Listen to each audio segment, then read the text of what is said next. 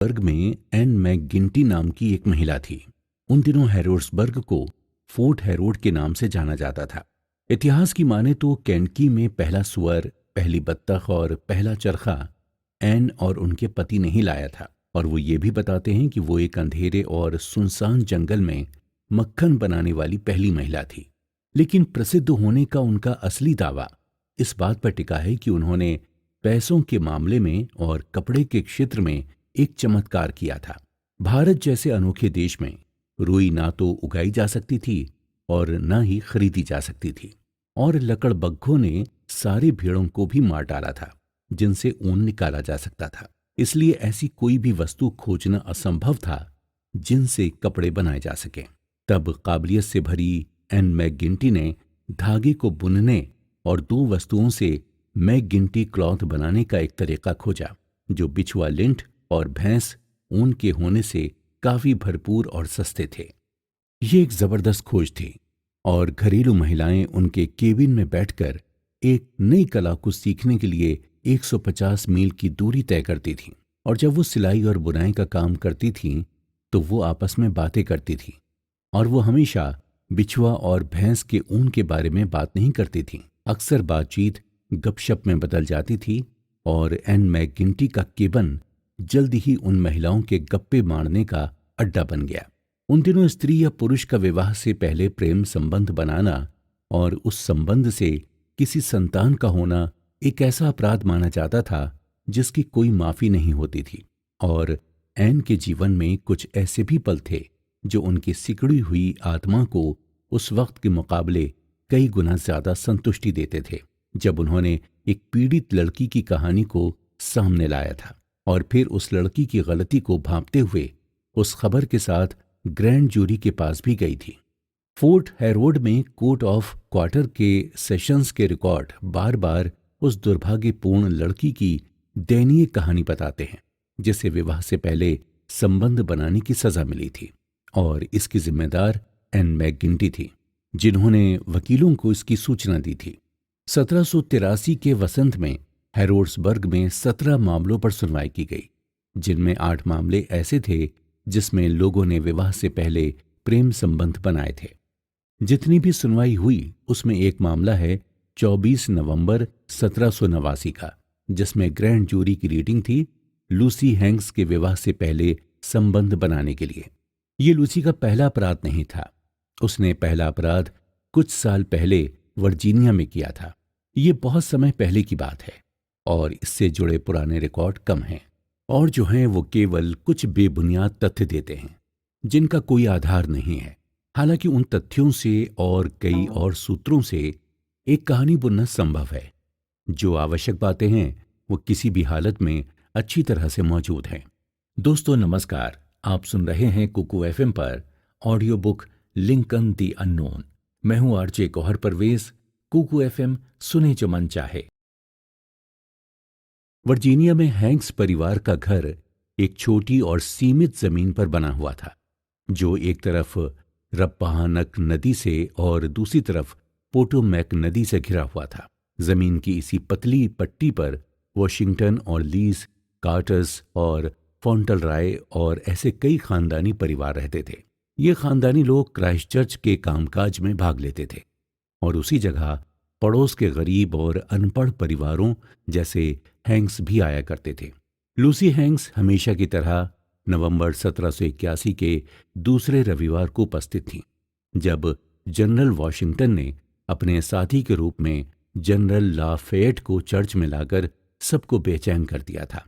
हर कोई उस नामी फ्रांसीसी व्यक्ति को देखने के लिए बेताब था जिसने केवल 1 महीने पहले ही यॉर्क टाउन में लॉर्ड कॉर्नवालिस की सेना को पकड़ने में वॉशिंगटन की मदद की थी।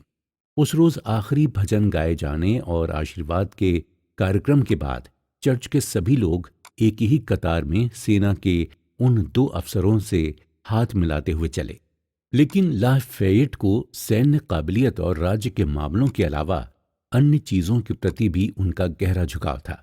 उन्हें खूबसूरत लड़कियों में गहरी दिलचस्पी थी और उनका एक अनोखा अंदाज था कि यदि उनका परिचय उनकी मनपसंद लड़की से कराया जाता था तो वो उस लड़की की तारीफ में उसे एक चुंबन देते थे। इस खास सुबह पर उन्होंने क्राइस्ट चर्च के सामने 7 लड़कियों को चूमा और सेंट ल्यूक के अनुसार उनके इस कारनामे ने गॉस्पेल के तीसरे चैप्टर, जिसे रेक्टर ने इतनी मधुरता से पढ़ा था, उससे भी अधिक सुर्खियां बटोरी। उन्होंने जिन 7 भाग्यशाली लड़कियों को चूमा था, उनमें से एक लूसी हैंक्स भी थी। लाफैट के इस चुंबन ने घटनाओं की एक कतार शुरू की जो अमेरिका के भविष्य को सुधारने में उतनी कामयाब रही जितना कि उनके जंग जो उन्होंने अमेरिका के लिए लड़ी थी, शायद उससे भी कई गुना ज्यादा। उस रोज सभा में एक कुंवारा लड़का मौजूद था, एक अमीर खानदानी कुंवारा लड़का जो लंबे समय से उस हैंक्स परिवार के बारे में थोड़ा बहुत जानता था, जो अनपढ़ थे और गरीबी से जूझ रहे थे और जो उसके ऐशो आराम से काफी दूर थे। लेकिन आज सुबह उसने सोचा कि लाफैट ने लूसी हैंक्स को दूसरी लड़कियों के मुकाबले कुछ ज्यादा उत्साह से चुंबन दिया। बेशक ये एक कल्पना हो सकती है। इस कुंवारे लड़के ने फ्रांसीसी जनरल को एक सेना के महारथी और सुंदर महिलाओं के जानकार के रूप में देखा, इसलिए वो अब लूसी हैंक्स के सपने देखने लगा। और जब वो उसके बारे में सोचना बंद कर दिया तो उसे पता चला कि दुनिया की कुछ सबसे प्रसिद्ध सुंदरियों लूसी के जैसे ही गरीबी में पली पड़ी हैं, कुछ तो उससे भी बदतर स्थिति में हैं। उदाहरण के लिए लेडी हैमिल्टन थी और मैडम ड्यूबेरी, जो कि एक गरीब दर्जी की नाजायज संतान थी। ड्यूबेरी खुद लगभग अनपढ़ थीं, फिर भी उन्होंने लुई 15वें के साथ पूरे फ्रांस पर शासन किया। ये सारी ऐतिहासिक मिसालें उस लड़के को दिलासा देने का काम कर रही थीं और उसकी इच्छाओं को सम्मान करने में मदद कर रही थी। ये रविवार की बात थी। उसने सोमवार को सारा दिन इस बात को अपने दिमाग में घुमाया और मंगलवार की सुबह वो गंदे फर्श वाले केबिन में चला गया जिस पर हैंक्स समुदाय के लोगों ने कब्जा कर लिया था। वहां उसने लूसी को अपने फार्म हाउस के बागान में एक नौकर के रूप में काम पर रख लिया। उसके पास पहले से ही कई नौकर चाकर थे और उसे किसी दूसरे नौकर की कोई जरूरत नहीं थी। फिर भी उसने लूसी को काम पर रखा, उसे घर के कुछ हल्के काम दिए और उसे बाकी नौकरों के साथ जुड़ने से मना किया। उस दिनों वर्जीनिया के कई धनी परिवारों में अपने बेटों को इंग्लैंड में पढ़ाने का रिवाज था। लूसी का मालिक भी ऑक्सफोर्ड से पढ़कर आया था और वो अपने अमेरिका की वापसी में ढेर सारी किताबें लाया था जिसे वो संजो कर रखता था।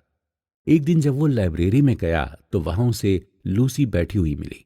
उसके हाथों में धूल झाड़ने वाला कपड़ा था और वो एक इतिहास की किताब में चित्रों को ध्यान से देख रही थी।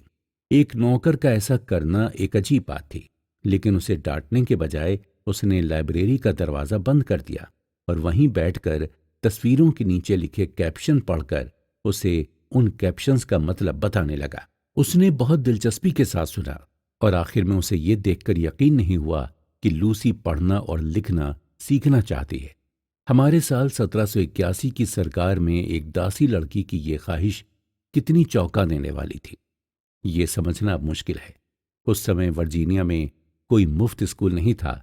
राज्य के आधे जमींदार एक कागज पर अपने नाम का हस्ताक्षर नहीं कर सकते थे और लगभग सभी महिलाएं अपनी जमीन बेचते समय अंगूठे का निशान लगाती थीं। इन सब के बावजूद भी एक नौकर घराने की लड़की पढ़ने लिखने की ख्वाहिश रखती थी। वर्जीनिया में सबसे अच्छे लोग इसे क्रांतिकारी नहीं तो खतरनाक कहते, लेकिन ये विचार लूसी के मालिक को बड़ा पसंद आया और उसने अपनी इच्छा से उसका गुरु बनना चाहा। उस शाम रात के खाने के बाद उसने उसे लाइब्रेरी में बुलाया और उसे वर्णमाला के अक्षर सिखाने लगा। कुछ शामों के बाद उसने उसे हाथ पकड़कर उन अक्षरों को लिखना सिखाया। उसके बाद लंबे समय तक उसने उसे पढ़ाया और ये मान लिया गया कि उसने ये बहुत अच्छा काम किया। लूसी की लिखावट का एक नमूना अभी भी मौजूद है जो ये दर्शाता है कि उसने उस लेख को पूरे जतन और पूरे भरोसे के साथ लिखा है। उसकी लिखावट में संजीदगी होती है जिसे पढ़कर ऐसा लगता है कि चीजें ठीक आंखों के सामने हो रही हैं। और उसने न केवल अनुमोदन शब्द का इस्तेमाल किया बल्कि इसे सही ढंग से लिखा भी है। ये उस समय कोई छोटी सफलता नहीं थी जब जॉर्ज वॉशिंगटन जैसे महापुरुषों के शब्दों में भी कुछ गलतियां हो जाती थीं। और शाम को जब पढ़ाई लिखाई खत्म हो जाती थी तब लूसी और उसके गुरु लाइब्रेरी में कंधे से कंधा मिलाकर बैठ जाते थे और चिमनी में नाचते हुए शोलों और जंगल के किनारे पर उगते हुए चांद को देखा करते थे। धीरे धीरे लूसी को अपने मालिक से प्यार होने लगा और उस पर उसे काफी भरोसा होने लगा, लेकिन उसने उस पर बहुत ज्यादा भरोसा कर दिया था, जिसके बाद फिर हफ्तों की चिंता आई। वो ना तो ठीक से खा पा रही थी और न ही ढंग से सो पा रही थी। उसे अपने चेहरे पर दिख रहे घबराहट की चिंता होने लगी। जब वो खुद से भी सच को नकार नहीं पा रही थी, तब उसने अपने मालिक को सब कुछ बताया। एक पल के लिए उसने लूसी से शादी करने के बारे में सोचा, लेकिन सिर्फ एक पल के लिए। परिवार, मित्र और सामाजिक स्थिति को देखते हुए उसने शादी के ख्याल को अपने दिमाग से निकाल दिया। और तो और अब लूसी से वो थक चुका था, इसलिए उसने उसे कुछ पैसे दिए और उसे विदा कर दिया। जैसे जैसे महीने बीतते गए, लोगों ने लूसी को देखकर मुंह मोड़ना शुरू कर दिया। एक रविवार की सुबह उसने बेशर्मी से अपने बच्चे को चर्च में लाकर सनसनी मचा दी। सभा में मौजूद अच्छे घराने की लड़कियां गुस्से में आ गईं और उनमें से एक ने सभागार में खड़ी होकर यह तक कह दिया कि उस फूहड़ को दूर भेज दिया जाए। इतना काफी था। लूसी के पिता को हरगिज मंजूर नहीं था कि उसकी बेटी को सरेआम जलील किया जाए। इसलिए हैंक्स परिवार ने अपनी कुछ पारिवारिक संपत्ति को एक गाड़ी में भरा और कम्बरलैंड गैप से होते हुए वाइल्डरनेस रोड की ओर रवाना हो गए और फोर्ट हैरोड केंटकी में जाकर बस गए। वहां उन्हें कोई नहीं जानता था, इसलिए वहां वो लूसी के बच्चे के पिता के बारे में अच्छी तरह से झूठ बोल सकते थे। लेकिन फोर्ट हैरोड में लूसी काफी सुंदर थी और पुरुषों के लिए उतनी ही आकर्षक थी जितनी वो वर्जीनिया में हुआ करती थी। लड़के उसके बारे में पूछने लगे थे और उसके लिए तारीफ भरे शब्द बरसाने लगे थे। उसे एक बार फिर से प्यार हो गया, लेकिन इस बार उसका प्रेम कहानी ज्यादा दिनों तक छुपी नहीं रह सकी। लोगों को पता चल गया और उन्होंने अपने जानने वालों को भी इस बारे में बताया। बात इतनी फैल गई कि एक दिन यह खबर एन मैकगिंट के कानों तक पहुंच गई। उसके बाद की कहानी सबके सामने है कि कैसे ग्रैंड जूरी ने लूसी को विवाह से पहले संबंध बनाने के लिए दोषी ठहराया। लेकिन शेरिफ ये बात जानता था कि लूसी उस तरह की लड़की नहीं थी जिस पर कार्रवाई हो, सो उसने उस चिट्ठी को अपनी जेब में रखा जिसमें लूसी को कोर्ट में मौजूद होने की बात लिखी थी। इसके बाद वो लूसी को अकेला छोड़कर जंगल में हिरण का शिकार करने चला गया। ये नवंबर की बात थी। मार्च में फिर कोर्ट की बैठक हुई और इस बैठक में एक महिला आई जो लूसी पर कुछ आरोप लगा रही थी और उसकी ये मांग थी कि लूसी को कोर्ट में बुलाकर उस पर लगे आरोपों की पूछताछ की जाए। इसलिए उसे दोबारा कोर्ट में पेश होने के लिए सम्मन जारी किया गया था। लेकिन लूसी ने जोशीले अंदाज में उसे फाड़ दिया और उस आदमी के चेहरे पर फेंक दिया जिसने उसके पास सम्मन लेकर आया था। मई में अदालत फिर से बुलानी जानी थी और लूसी उस समय अदालत में जाने के लिए मजबूर होती यदि एक नामी आदमी घटना स्थल पर नहीं आया होता। उसका नाम था हेनरी स्पैरो। वो शहर की ओर गया, अपने घोड़े को लूसी के केबिन के सामने बांधा और अंदर चला गया। लूसी, उसने शायद उससे कहा, मैं इस बारे में परवाह नहीं करता कि ये महिलाएं तुम्हारे बारे में क्या कह रही हैं। मैं तुमसे प्यार करता हूं और चाहता हूं कि तुम मेरी पत्नी बनो। किसी भी तरीके से उसने उससे शादी करने के लिए कहा। हालांकि वो तुरंत शादी करने को तैयार नहीं थी। वो पूरे शहर में इन सुर्खियों का हिस्सा नहीं बनना चाहती थी कि स्पैरो को शादी करने के लिए मजबूर किया गया था। इसलिए उसने जोर देकर कहा, हम 1 साल और इंतजार करेंगे हेनरी। उस समय के दौरान मैं हर किसी को साबित करना चाहती हूँ कि मैं खुद के बलबूते भी एक सफल जीवन जी सकती हूँ। अगर उस समय तक आप मुझे चाहते रहेंगे तो बेशक आइएगा, मैं आपका इंतजार करूंगी। हेनरी स्पैरो ने 26 अप्रैल 1790 को एक बार लाइसेंस लिया था। उसके बाद से सम्मन के बारे में और कुछ नहीं सुना गया और लगभग 1 साल बाद उनकी शादी हो गई। इस बात ने एन मैकगिंटी की पूरी टीम को अपना सिर पकड़ने पर मजबूर कर दिया। उनकी शादी लंबे समय तक नहीं चली। लूसी फिर से अपनी पुरानी हरकतों पर उतर आई थी। हेनरी स्पैरो को ये बात पता चली और धीरे धीरे ये खबर पूरे शहर में फैल गई। वो लूसी को बचाना चाहता था तो उसने ये सलाह दी कि वो पश्चिम की ओर बस जाएं और फिर से अच्छे माहौल में जीवन शुरू करें। उसने बचने के उस पुराने तरीके से इनकार कर दिया। उसने कहा कि वो बुरी नहीं है, और ये कहते हुए उसने अपना सिर ऊंचा रखा। वो भागने वाली नहीं थी।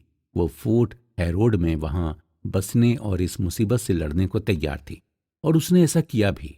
उसने 8 बच्चों को पाला और समाज में अपने नाम को सुधारा, जहां कभी उसका भद्दा मजाक बनाया जाता था। कुछ समय बाद उसके 2 बेटे चर्च के पुजारी बन गए, और उसकी नाजायज बेटी से जन्मा उसका एक पोता अमेरिका का राष्ट्रपति बन गया, और उसका नाम था अब्राहम लिंकन। मैंने ये कहानी लिंकन के सबसे नजदीक के वंश को दिखाने के लिए कही है। उन्होंने खुद वर्जीनिया में अपने दादाजी की मदद से एक बड़ी दुकान खड़ी की थी। विलियम एच हेरेंडन 20 साल से लिंकन की वकालत में साथी थे। यकीनन वो लिंकन को बाकियों से बेहतर जानते थे। सौभाग्य से उन्होंने 3 भागों में लिंकन की एक जीवनी लिखी, जो 1888 में छपी थी। लिंकन पर आज तक जितनी भी किताबें लिखी गई थीं, उनमें से यह किताब सबसे ज्यादा खास थी। मैं इस किताब के पहले भाग से तीसरा और चौथा पन्ना पढ़कर सुनाता हूं। उनके वंश और जन्म स्थान के बारे में मुझे केवल एक बात याद आती है, जिसका जिक्र खुद लिंकन ने ही किया था। ये लगभग 1850 की बात है, जब वो और मैं इलिनॉइस के मैनार्ड काउंटी में उनके एक घोड़े वाली गाड़ी पर बैठकर अदालत जा रहे थे। हम जिस सूट को पहनने जा रहे थे, उससे हम किसी न किसी तौर पर वंश से जुड़े लक्षणों के संपर्क में आ रहे थे। मेरी जानकारी में उन्होंने पहली बार अपनी मां के बारे में सफर के दौरान बात की थी। वो उनकी विशेषताओं पर जोर दे रहे थे और ये गिना रहे थे कि उन्होंने कौन कौन से गुण अपनी मां से लिए हैं। इसके अलावा उन्होंने ये भी बताया कि वो लूसी हैंक्स की नाजायज बेटी हैं और वर्जीनिया की एक अच्छी किसान हैं, और उन्होंने तर्क दिया कि उनकी चीजों को खोजने की शक्ति, उनके तर्क, उनकी मानसिक स्थिति, उनकी लालसा और वो सभी गुण इसी अंतिम जगह से आए हैं जो उन्हें हैंक्स परिवार के अन्य सदस्यों और वंशजों से अलग करता है। वंश से जुड़े लक्षणों के मामले पर चर्चा करने के पीछे उनका सिद्धांत ये रहा है कि कुछ कारणों से नाजायज बच्चे वैध विवाह से पैदा होने वाले बच्चों की तुलना में कई बार मजबूत और उज्ज्वल होते हैं, और उनके मामले में उनका मानना था कि उनका बेहतर स्वभाव और बेहतर गुण एक तेज तर्रार अज्ञात वर्जीनियन से आया है। अपने इस दर्दनाक रहस्य को बताने के दौरान उन्होंने अपनी मां को याद किया, और जैसे ही बग्गी ने सड़क पर झटका दिया, उन्होंने कहा, भगवान मेरी मां को आशीर्वाद दे। मैं जो कुछ भी हूं या होने की चाहत रखता हूं, मैं उसके लिए उनका कर्जदार हूं। और फिर उन्होंने तुरंत चुप्पी साध ली। हमारे विचारों का आदान प्रदान बंद हो गया और हम कुछ समय के लिए बिना एक शब्द बोले सवारी कर रहे थे। वो उदास थे और अपने ख्यालों में खोए हुए थे। अपने अतीत पर चर्चा करने के बाद उन्होंने खुद को ऐसे काल्पनिक कवच में बंद कर लिया था जिसके पार जाने से मैं डर रहा था। उनके शब्दों और उदास स्वर ने मुझ पर गहरी छाप छोड़ी। ये एक ऐसा अनुभव था जिसे मैं कभी नहीं भूल सकता। लिंकन की मां नैन्सी हैंक्स को उनके चाचा चाची ने पाल पोस कर बड़ा किया था, और शायद उनकी स्कूली शिक्षा नहीं हुई थी। इस बात का पता हमें तब चला जब एक सरकारी कागज पर उन्होंने अंगूठे का निशान लगाया था। वो एक घने जंगल में रहती थीं, जहां उन्होंने कुछ नए दोस्त बनाए थे, और जब वो 22 की हुई तब उन्होंने केंटकी के सबसे गंवार और पिछड़े आदमी से शादी की, जो कि एक बंधुआ मजदूर और शिकारी था। उनका नाम थॉमस लिंकन था, लेकिन जंगलों और बस्तियों में लोग उन्हें लिंकहॉर्न बुलाते थे। थॉमस लिंकन एक रोवर, एक ड्रिफ्टर और एक ठीक ठाक नाविक थे। भूख मिटाने के लिए वो किसी भी काम को करने के लिए तैयार हो जाते थे। वो सड़कों पर काम करते थे, झाड़ू लगाते थे, भालू पकड़ते थे, मक्के के बीज डालते थे और लोगों के बिनों को बनाते थे। इतिहास से पता चलता है कि 3 अलग अलग मौकों पर उन्हें बंदूक देकर बंदियों की रखवाली करने के लिए भी चुना गया था। 1805 में हार्डिन काउंटी, केंटकी ने उन्हें विद्रोही गुलामों को पकड़ने और कोड़े मारने के लिए प्रति घंटे 6 सेंट यानी सिक्के दिए थे। लेकिन पैसों के हिसाब के मामले में वो थोड़े कमजोर थे। इंडियाना के एक खेत में उन्होंने 14 साल काम किया और उस दौरान वो $10 भी बचा नहीं पाए और न ही अपनी जमीन पर कुछ खर्च किया। एक वक्त पर वो इतने गरीब थे कि उनकी पत्नी को अपने कपड़े जंगली कांटों के साथ बांधने पड़ते थे और वहीं दूसरी ओर उन्होंने एलिजाबेथ टाउन की एक दुकान से पैसे देकर अपने लिए रेशम की पट्टियों की एक जोड़ी खरीदी थी। उसके तुरंत बाद एक नीलामी में उन्होंने $3 में एक तलवार खरीदी। वो नंगे पांव भी रेशम की पट्टी पहने और तलवार लिए चलते थे। अपनी शादी के तुरंत बाद ही वो शहर की ओर चले गए और अपनी रोजी रोटी चलाने के लिए बढ़ई का काम शुरू किया।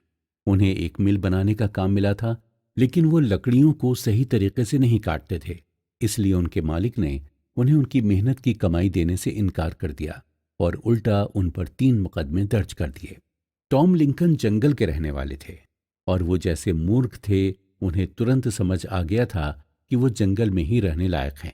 वो अपनी पत्नी को वापस से जंगल के किनारे गंदी पथरीले खेतों में ले आए। उसके बाद से उनमें फिर कभी गांव के लिए अपनी जमीन छोड़ने की हिम्मत नहीं हुई। एलिजाबेथ टाउन से थोड़ी ही दूरी पर कुछ जमीन थी जिसमें पेड़ लगभग ना के बराबर थे, जिसे द बैरन्स यानी बंजर जमीन के नाम से जाना जाता था। वर्षों से भारतीयों ने वहां पेड़ों की कटाई की और बची हुई झाड़ियों को जला दिया, जिससे कि पूरा जंगल खाली हो गया था। उनका ऐसा करने के पीछे ये मकसद था कि वहां अब घास उगती है, जिससे कि वो अपने जानवरों को चरा सकते थे। दिसंबर 1808 में टॉम लिंकन ने उस बंजर जमीन पर 66 और 2/3 सेंट प्रति एकड़ के हिसाब से वहां एक खेत खरीदा। उस खेत पर शिकारी की झोपड़ी और जंगली सेब के पेड़ों से घिरा एक कच्चा प्रकार का केबिन था। आधी मील दूर नोलिन क्रीक की साउथ फॉर्क नदी बहती थी, जहां वसंत के मौसम में डॉगवुड के फूल खिलते थे। गर्मी के दिनों में बाज आलस भरे अंदाज में आसमान में चक्कर लगाते थे और लंबे लंबे घास हवा में हरे समुद्र की तरह लहराते थे। कुछ लोगों को वहां रहना बेवकूफ़ी लगता था, इसलिए ठंड के मौसम में वो जगह पूरे केंटकी में बिल्कुल सुनसान और वीरान लगती थी। और ऐसी ही 1809 की कड़के की ठंडी में उस शिकारी की झोपड़ी में अब्राहम लिंकन का जन्म हुआ। वो रविवार को मकई की भूसी से ढके डंडे के बिस्तर पर पैदा हुए थे। बाहर भयंकर तूफान आया हुआ था और फरवरी की हवाएं लकड़ियों के बीच की दरारों से बर्फ को उड़ा रही थीं और नैन्सी हैंक्स और उनके बच्चे को ढकने वाली भालू की खाल के पार बहा रही थी।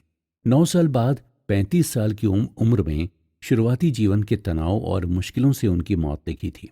वो कभी भी ज्यादा खुश नहीं रहती थीं। वो जहां भी रहती थीं, उनके नाजायज जन्म के बारे में गपशप करके उन्हें परेशान किया जाता था। कितने अफसोस की बात है कि वो उस सुबह भविष्य में नहीं देख सकती थीं कि जिस जगह कभी उन्होंने अपने दुखड़े रोए थे, आज उसी जगह कुछ सभ्य लोगों ने संगे मरमर का मंदिर खड़ा कर दिया है। वॉल्डननेस में उन दिनों जो कागज के रुपए चलते थे, उनका मूल्य थोड़ा अजीब था। उनमें से बहुतों की कीमत काफी कम थी, इसलिए हॉग, वेंसन हैम्स, विस्की, कून के छिलके, भालू के चमड़े और अनाज को ही लोग लेन देन का साधन मानते थे। यहाँ तक कि चर्च के पुजारी भी कभी कभी विस्की को अपनी सेवाओं के लिए वेतन के रूप में लेते थे। 1816 की सर्दी में जब अब्राहम 7 साल के थे, तब बूढ़े टॉम लिंकन ने अपने केंट की फार्म को लगभग 400 गैलन मक्के के विस्की के बदले बेच दिया था और अपने परिवार को इंडियाना के उजाड़ जंगलों की उदासी और एकांत में ले आए। उनका सबसे खास पड़ोसी एक भालू शिकारी था और इसके झोपड़ी के पेड़ और झाड़ियां और अंगूर की लताएं इतनी मोटी थीं कि एक आदमी को उसमें से अपना रास्ता खुद काट कर बनाना पड़ता था, जैसा कि डेनिस हैंक्स ने जिक्र किया था। ये वही स्थान था, राइट इन द ब्रश, जहां अब्राहम लिंकन को अपने जीवन के अगले 14 साल बिताने थे। जब टॉम लिंकन का परिवार वहां आया था, उस वक्त ठंडी की पहली बर्फ गिरनी शुरू हो गई थी, इसलिए टॉम ने जल्दबाजी में एक 3 कोनों वाली झोपड़ी बनाई, जिसे आज के जमाने में शेड कहा जाता है। उसके अंदर ना तो पक्की जमीन थी, न दरवाजे, न खिड़कियां, कुछ था तो बस 3 कच्ची दीवारें और 3 डंडियों से बंधा कच्ची छत। चौथा भाग एकदम खुला था। जिसमें से ठंडी हवाएं और बर्फ अंदर आ रही थी। आज के ज़माने में एक किसान वैसी जगह पर अपने जानवरों को भी रखने के बारे में नहीं सोचेगा, लेकिन 1816-17 की लंबी सर्दियों में भी, जो कि हमारे इतिहास में सबसे गंभीर और भयानक सर्दियों में से एक है, टॉम लिंकन को लगता था कि यह उनके और उनके परिवार के लिए काफी अच्छी जगह है। नैन्सी हैंक्स और उनके बच्चे उन सर्दियों में वहां पत्तियों के ढेर पर लिपटे हुए और शेड के एक कोने में गंदे फर्श पर फेंकी हुई भालू की खाल से ढके हुए कुत्तों की तरह सोते थे। जहां तक बात भोजन की है, उनके पास न मक्खन था, न दूध, न अंडे, न फल, न सब्जियां, यहां तक कि आलू भी नहीं। वो मुख्य रूप से शिकार और बादाम पर जिंदा रहते थे। टॉम लिंकन ने सुअर पालने की कोशिश की, लेकिन भालू इतने भूखे थे कि वो सभी सुअरों को जिंदा पकड़कर खाने लगे। वर्षों तक इंडियाना में अब्राहम लिंकन ने उन हजारों गुलामों की तुलना में अधिक भयानक गरीबी को सहा था, जिन्हें वो एक दिन आजाद करने वाले थे। उस क्षेत्र में दांतों के डॉक्टर लगभग ना के बराबर थे, और जो सबसे नजदीक का डॉक्टर था वो 35 मील दूर था। इसलिए जब नैन्सी लिंकन के दांत में दर्द हुआ तो शायद बूढ़े टॉम लिंकन ने वही किया जो उस जमाने में और लोग किया करते थे। उन्होंने एक हिकौरी खूंटी काटी और उसका सिरा दर्द कर रहे दांत पर रखकर और खूंटी को पत्थर से जोर लगाकर पीटा। मध्य पश्चिम में शुरुआती समय से ही उस समय के लोग मिल्क सिक नाम से जानी जाने वाली एक अनोखी बीमारी से पीड़ित थे। ये पालतू जानवरों, भेड़ों और घोड़ों के लिए घातक था, और कभी कभी यह बीमारी एक जगह पर रह रहे सभी लोगों को अपनी चपेट में ले लेती थी। कोई नहीं जानता था कि इसका क्या कारण है, और 100 साल तक इस बीमारी ने डॉक्टरों को चकमा दिया। यह स्थिति वर्तमान शताब्दी की शुरुआत तक बदल गई, जब विज्ञान ने बताया कि यह जहर जानवरों के व्हाइट स्नेक रूट नाम के पौधे को खाने से फैल रहा था। गायों के दूध के माध्यम से मनुष्यों में जहर फैल गया था। व्हाइट स्नेक रूट जंगली चाराघरों और गहरे छायादार घाटियों में पनपता है, और आज भी यह इंसान के जीवन को प्रभावित करता है। इलिनॉइस राज्य का कृषि विभाग हर साल काउंटी कचहरी में तख्तियां लगाता है, जिसमें किसानों को चेतावनी दी जाती है कि यदि वो इस पौधे को नहीं खत्म करते हैं तो उनकी मृत्यु हो सकती है। 1818 की सर्दी में यह भयानक संकट इंडियाना की बकहॉर्न घाटी में आया, जिसने कई परिवारों का सफाया कर दिया था। नैन्सी लिंकन ने भालू शिकारी पीटर ब्रूनर की पत्नी की देखभाल करने में मदद की, जिसका केबिन केवल आधा मील दूर था। श्रीमती ब्रूनर की मृत्यु हो गई और नैन्सी खुद अचानक बीमार महसूस करने लगी। उनका सिर घूमने लगा और उनके पेट में तेज दर्द शुरू हो गया। गंभीर रूप से उल्टी होने पर उन्हें पत्तों और खाल से बने अपने बदहाल झोपड़े में ले जाया गया। उनके हाथ और पैर ठंडे थे। वो पानी मांगती रहीं, पानी, पानी और पानी। टॉम लिंकन को शगुन चिन्हों और संकेतों में गहरा विश्वास था, इसलिए उनकी बीमारी की दूसरी रात जब एक कुत्ता केबिन के बाहर ऊंचे और दयनीय रूप से चिल्लाया तो उन्होंने सारी आशाएं छोड़ दीं और कहा कि वो अब मरने जा रही हैं। और आखिरकार नैन्सी तकिए से अपना सिर भी नहीं उठा पा रही थी और वो बस फुसफुसाकर बात कर सकती थी। उन्होंने अब्राहम और उनकी बहन को अपने पास बुलाकर कुछ बोलने की कोशिश की। वो उनके शब्दों को पकड़ने के लिए झुके। उन्होंने उनसे एक दूसरे के साथ अच्छा व्यवहार करने, जैसा उन्होंने उन्हें सिखाया था वैसे ही जीने और भगवान की पूजा करने के लिए कहा। उनके गले से निकले ये उनके आखिरी शब्द थे और उनकी आंख नली पहले से ही लकवा के पहले चरण में थी। वो एक लंबे कोमा में चली गईं और आखिर में 5 अक्टूबर 1818 में बीमारी के 7वें दिन पर उनकी मृत्यु हो गई। टॉम लिंकन ने उनकी पलकों को बंद रखने के लिए उन पर 2 तांबे के सिक्के रख दिए और फिर जंगल में निकल गए।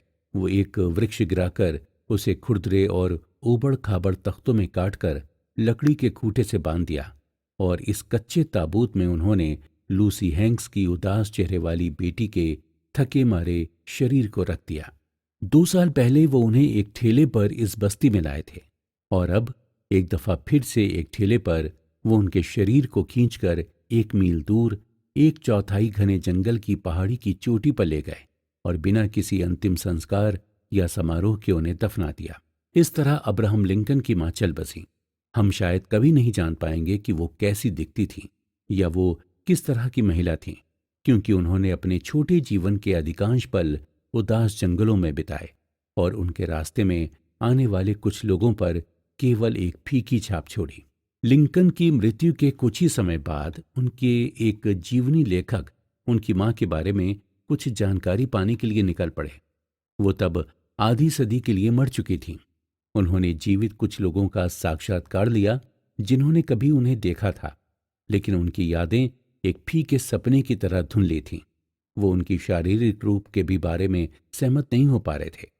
एक ने उन्हें वजनदार स्क्वाट महिला के रूप में बताया, तो दूसरे ने कहा कि उनका नाजुक रूप था। एक आदमी ने सोचा कि उनकी आंखें काली हैं, दूसरे ने उन्हें हैजल रंग का बताया। दूसरे को यकीन था कि वो नीली हरी थीं। उनके चचेरे भाई डेनिस हैंक्स, जो 15 साल तक उनके साथ एक ही छत के नीचे रहे थे, उन्होंने भी लिखा कि उनके हल्के बाल थे। आगे सोचने के बाद वो अपनी बात से मुकर गए और कहा कि उनके बाल काले थे। उनकी मृत्यु के बाद 60 वर्षों तक उनके विश्राम स्थल को चिन्हित करने के लिए एक पत्थर के रूप में इतना भी नहीं था जिससे कि आज केवल उनकी कब्र की अनुमानित जगह का पता चल सके। उन्हें उनकी चाची और चाचा के पास दफनाया गया था, जिन्होंने उनका पालन पोषण किया था। लेकिन ये कहना नामुमकिन है कि तीनों कब्रों में से उसकी कब्र कौन सी है। नैन्सी की मृत्यु से कुछ समय पहले टॉम लिंकन ने एक नया केबिन बनाया था। इसके 4 कोने थे, लेकिन ना फर्श, ना खिड़कियां और ना ही दरवाजा। प्रवेश दरवाजे पर एक भालू की भद्दी चमड़ी लटकी हुई थी और अंदर अंधेरा और गंदगी थी। टॉम लिंकन 2 बिन मां के बच्चों को घर में अकेला छोड़कर अपना ज्यादातर समय जंगल में शिकार करने में बिताते थे। सारा खाना पकाने का काम करती थी, जबकि अब्राहम चूल्हा जलाने और 1 मील दूर झरने से पानी लाने का काम करते थे। चाकू और कांटे न होने के कारण वो अपनी उंगलियों से खाते थे, जो साबुन और पानी की कमी के कारण कभी कभी ही साफ होते थे। नैन्सी ने शायद खुद से एक मुलायम लाई का साबुन बनाया था, लेकिन उनके मरने के बाद जो थोड़ा सा साबुन बचा था, ये बहुत पहले ही खत्म हो चुका था और बच्चों को इस साबुन को बनाने का तरीका मालूम नहीं था और टॉम लिंकन इसे नहीं बना पाएंगे। इसलिए वो अपनी गरीबी और गंदगी में ही रहते थे। सर्दियों के लंबे और ठंडे महीनों के दौरान उन्होंने नहाने की कोई कोशिश नहीं की, और कोई कोशिश की भी तो बस अपने गंदे और फटे कपड़ों को धोने की। उनके पत्तों और खालों से बने बिस्तर गंदे हो गए थे। केबिन में धूप न पड़ने के कारण वो शुद्ध नहीं हो पाता था। उनके पास रोशनी का साधन केवल चिमनी और हॉक फैट था। सीमा पर बाकी केबिनों के सटीक पहचान से हम जान सकते हैं कि एक महिला के बिना लिंकन का केबिन कैसा रहा होगा। उससे बदबू आती थी, उसमें घिनौने कीड़े रेंगते थे। इस तबाही के 1 साल बाद बूढ़े टॉम लिंकन भी अब बर्दाश्त नहीं कर पा रहे थे। उन्होंने इस गंदगी से छुटकारा पाने के लिए नई पत्नी लाने का फैसला किया। 13 साल पहले उन्होंने केंटकी में सारा बुश नाम की एक महिला से अपने प्यार का इजहार किया था। उसने तब उन्हें मना कर दिया था और हार्डिन काउंटी के जेलर से शादी कर ली थी। लेकिन जेलर की मृत्यु हो गई थी और वो 3 बच्चों और कुछ कर्ज के साथ अकेली रह गई थी। टॉम लिंकन ने महसूस किया कि अब दोबारा इजहार करने का समय शुभ है, इसलिए वो नहर में नहाने गए, अपने गंदे हाथों और चेहरे को रेत से रगड़ा, अपनी तलवार को पीठ पर बांधा और घने अंधेरे जंगल से केंटकी के लिए रवाना हो गए। जब वो एलिजाबेथ टाउन पहुंचे तो उन्होंने रेशम की पट्टी की एक और जोड़ी खरीदी और सड़क पर सीटी बजाते हुए चल दिए। ये 1819 की बात थी। लोग प्रगति की बात कर रहे थे और चीजें हो रही थीं। एक स्टीमशिप अटलांटिक महासागर को पार कर गया था। आशाएं छोड़ दी और कहा कि वो अब मरने जा रही हैं। और आखिरकार नैन्सी तकिए से अपना सिर भी नहीं उठा पा रही थी और वो बस फुसफुसाकर बात कर सकती थी। उन्होंने अब्राहम और उनकी बहन को अपने पास बुलाकर कुछ बोलने की कोशिश की। वो उनके शब्दों को पकड़ने के लिए झुके। उन्होंने उनसे एक दूसरे के साथ अच्छा व्यवहार करने, जैसा उन्होंने उन्हें सिखाया था वैसा ही जीने और भगवान की पूजा करने के लिए कहा। उनके गले से निकले ये उनके आखिरी शब्द थे। और उनकी आंख नली पहले से ही लकवा के पहले चरण में थी। वो एक लंबे कोमा में चली गईं और आखिर में आशाएं छोड़ दीं और कहा कि वो अब मरने जा रही हैं।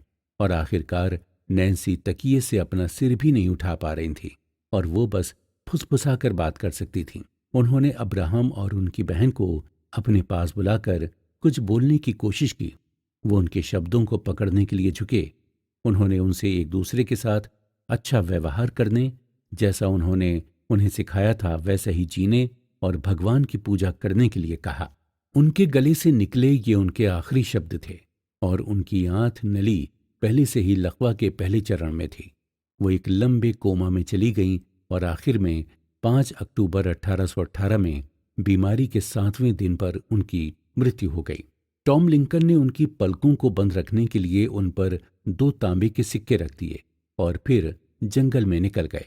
वो एक वृक्ष गिराकर उसे खुरदरे और ऊबड़ खाबड़ तख्तों में काटकर लकड़ी के खूंटे से बांध दिया और इस कच्चे ताबूत में उन्होंने लूसी हैंक्स की उदास चेहरे वाली बेटी के थके मारे शरीर को रख दिया।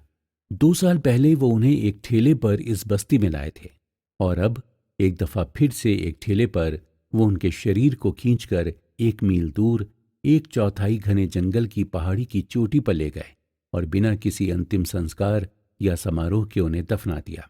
इस तरह अब्राहम लिंकन की मां चल बसी। हम शायद कभी नहीं जान पाएंगे कि वो कैसी दिखती थी या वो किस तरह की महिला थी, क्योंकि उन्होंने अपने छोटे जीवन के अधिकांश पल उदास जंगलों में बिताए और उनके रास्ते में आने वाले कुछ लोगों पर केवल एक फीकी छाप छोड़ी। लिंकन की मृत्यु के कुछ ही समय बाद उनके एक जीवनी लेखक उनकी मां के बारे में कुछ जानकारी पाने के लिए निकल पड़े। वो तब आधी सदी के लिए मर चुकी थीं।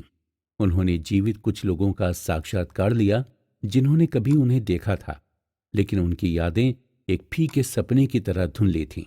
वो उनकी शारीरिक रूप के भी बारे में सहमत नहीं हो पा रहे थे। एक ने उन्हें वजनदार स्क्वाट महिला के रूप में बताया तो दूसरे ने कहा कि उनका नाजुक रूप था। एक आदमी ने सोचा कि उनकी आंखें काली हैं, दूसरे ने उन्हें हैजल रंग का बताया। दूसरे को यकीन था कि वो नीली हरी थीं। उनके चचेरे भाई डेनिस हैंक्स, जो 15 साल तक उनके साथ एक ही छत के नीचे रहे थे, उन्होंने भी लिखा कि उनके हल्के बाल थे। आगे सोचने के बाद वो अपनी बात से मुकर गए और कहा कि उनके बाल काले थे। उनकी मृत्यु के बाद 60 वर्षों तक उनके विश्राम स्थल को चिन्हित करने के लिए एक पत्थर के रूप में इतना भी नहीं था जिससे कि आज केवल उनकी कब्र की अनुमानित जगह का पता चल सके। उन्हें उनकी चाची और चाचा के पास दफनाया गया था, जिन्होंने उनका पालन पोषण किया था। लेकिन ये कहना नामुमकिन है कि तीनों कब्रों में से उसकी कब्र कौन सी है। नैन्सी की मृत्यु से कुछ समय पहले टॉम लिंकन ने एक नया केबिन बनाया था। इसके 4 कोने थे, लेकिन ना फर्श, ना खिड़कियां और ना ही दरवाजा। प्रवेश दरवाजे पर एक भालू की भद्दी चमड़ी लटकी हुई थी और अंदर अंधेरा और गंदगी थी। टॉम लिंकन 2 बिन मां के बच्चों को घर में अकेला छोड़कर अपना ज्यादातर समय जंगल में शिकार करने में बिताते थे। सारा खाना पकाने का काम करती थी, जबकि अब्राहम चूल्हा जलाने और 1 मील दूर झरने से पानी लाने का काम करते थे। चाकू और कांटे ना होने के कारण वो अपनी उंगलियों से खाते थे, जो साबुन और पानी की कमी के कारण कभी कभी ही साफ होते थे। नैन्सी ने शायद खुद से एक मुलायम लाई का साबुन बनाया था, लेकिन उनके मरने के बाद जो थोड़ा सा साबुन बचा था ये बहुत पहले ही खत्म हो चुका था और बच्चों को इस साबुन को बनाने का तरीका मालूम नहीं था और टॉम लिंकन इसे नहीं बना पाएंगे। इसलिए वो अपनी गरीबी और गंदगी में ही रहते थे। सर्दियों के लंबे और ठंडे महीनों के दौरान उन्होंने नहाने की कोई कोशिश नहीं की, और कोई कोशिश की भी तो बस अपने गंदे और फटे कपड़ों को धोने की। उनके पत्तों और खालों से बने बिस्तर गंदे हो गए थे। केबिन में धूप न पड़ने के कारण वो शुद्ध नहीं हो पाता था। उनके पास रोशनी का साधन केवल चिमनी और हॉग फैट था। सीमा पर बाकी केबिनों के सटीक पहचान से हम जान सकते हैं कि एक महिला के बिना लिंकन का केबिन कैसा रहा होगा। उससे बदबू आती थी, उसमें घिनौने कीड़े रेंगते थे। इस तबाही के 1 साल बाद बूढ़े टॉम लिंकन भी अब बर्दाश्त नहीं कर पा रहे थे। उन्होंने इस गंदगी से छुटकारा पाने के लिए नई पत्नी लाने का फैसला किया। 13 साल पहले उन्होंने केंटकी में सारा बुश नाम की एक महिला से अपने प्यार का इजहार किया था। उसने तब उन्हें मना कर दिया था और हार्डिन काउंटी के जेलर से शादी कर ली थी। लेकिन जेलर की मृत्यु हो गई थी और वो 3 बच्चों और कुछ कर्ज के साथ अकेली रह गई थी। टॉम लिंकन ने महसूस किया कि अब दोबारा इजहार करने का समय शुभ है, इसलिए वो नहर में नहाने गए, अपने गंदे हाथों और चेहरे को रेत से रगड़ा, अपनी तलवार को पीठ पर बांधा और घने अंधेरे जंगल से केंटकी के लिए रवाना हो गए। जब वो एलिजाबेथ टाउन पहुंचे तो उन्होंने रेशम की पट्टी की एक और जोड़ी खरीदी और सड़क पर सीटी बजाते हुए चल दिए। ये 1819 की बात थी। लोग प्रगति की बात कर रहे थे और चीजें हो रही थीं। एक स्टीमशिप अटलांटिक महासागर को पार कर गया था।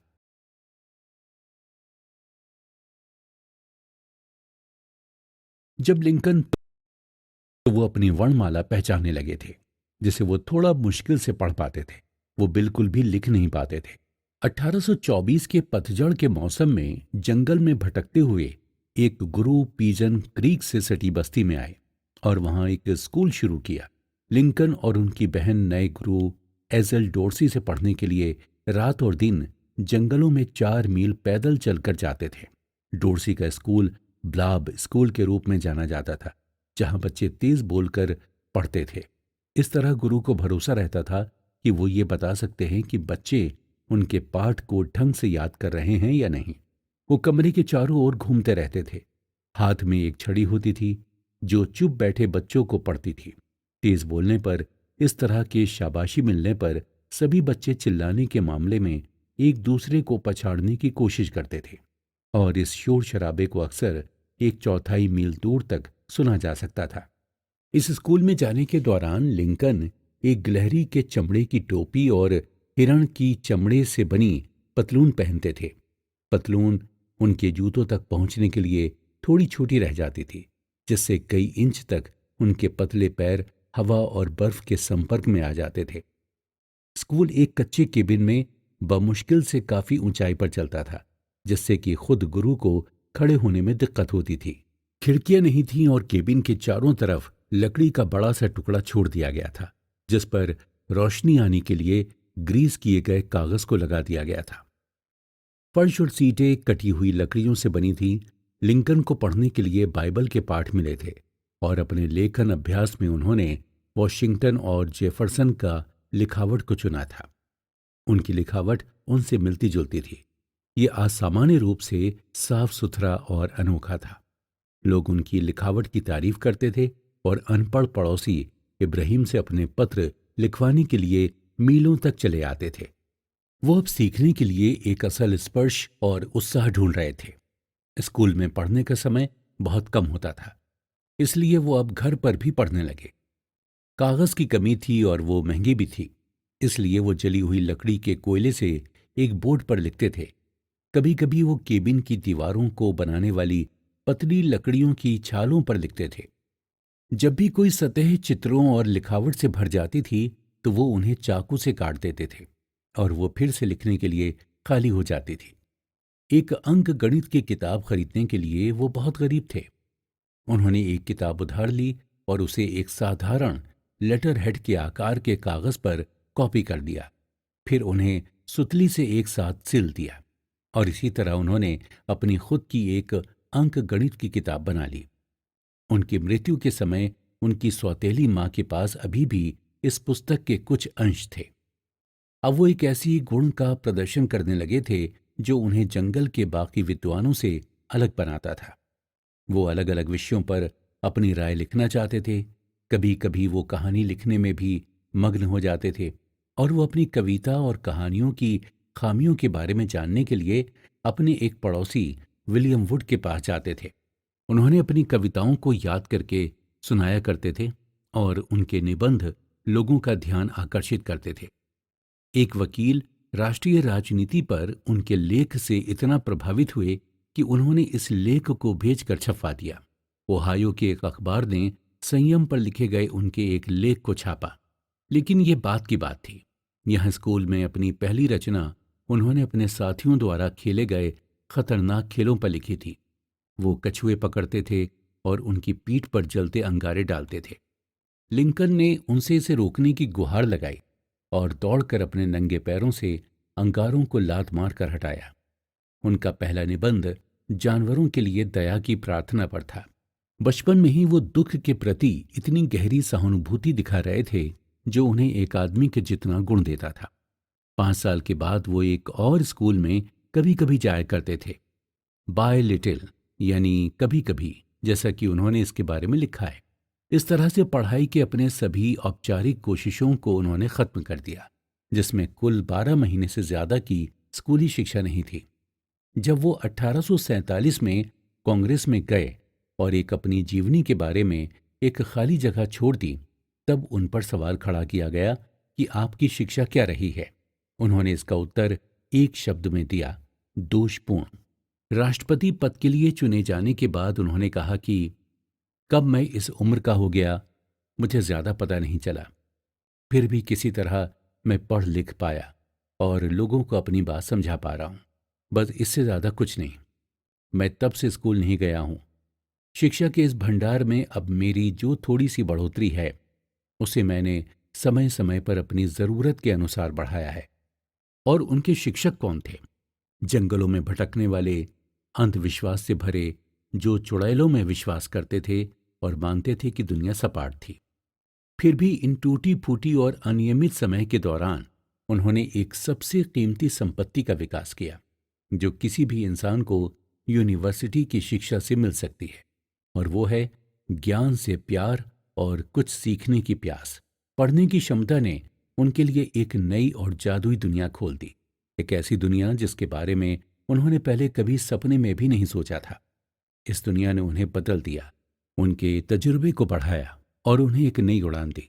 1/4 सदी तक पढ़ना उनके जीवन का प्रमुख जुनून बना रहा। उनकी सौतेली माँ अपने साथ 5 भागों की एक छोटी सी लाइब्रेरी लाई थी।